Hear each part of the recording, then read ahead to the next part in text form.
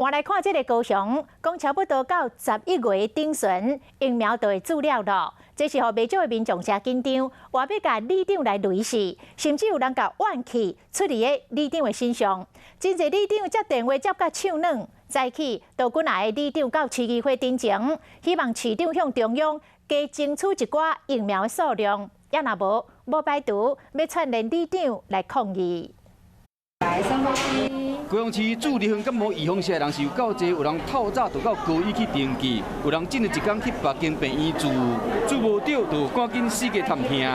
昨天我到那个长庚没有了，结果我打听说这边有疫苗，所以我就直接过来了。我昨天上网看到，我就赶快过来。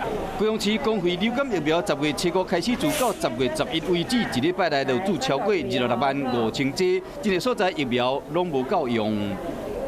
接近中午或者是比较晚的时间的话，建议还是先打电话来询问是不是还有当天是不是还有疫苗。市政府估计伫11月上旬疫苗可能就用了去啊。本来伫社区设站服务为10月19就会停止住，互未少民众咧紧张，一直打电话问里长，里长电话是接甲，唔知要安怎较好。造成后来的伤害就要由里长去承担，我觉得这个对我们里长非常的不公平。个人掠里长出罪。当天晚上我的服务处就被砸了，而且砸得一塌乱。所以讲，各里长就做到市议会面前，希望讲台金卖市长甲中央加争取一寡疫苗，为高雄市民谋福利，也就无有可能会串联其他里长发起抗议。